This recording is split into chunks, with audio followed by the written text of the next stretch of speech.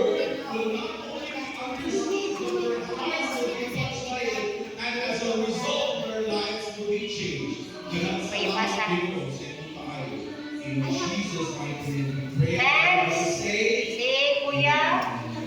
so let's dive into the Si Kuya. I have entitled Si this Kuya. today, Okay, let's go. Overtaken by obedience.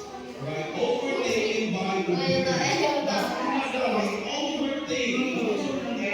Ano si Kuya? Ano si Kuya? When we become Ano si Christians, Martin? Martin? Oh, Kuya Martin. Sa'yo ko pasalamat sa inyo ko. Stop.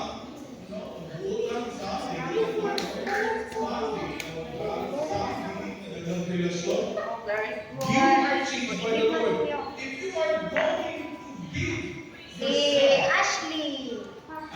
Ashley. Why? What do you want to take that for Auntie Ashley? What would be the advice you would give yourself? What would be the advice you would give your younger self? This is the advice that we have.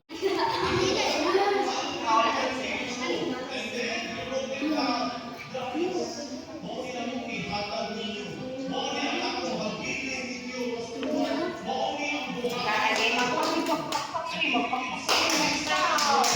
Oh, ikaw, Ate. Mauni ang iyang bibasa. Kapag makita mo, bless mo. Kahit iulo.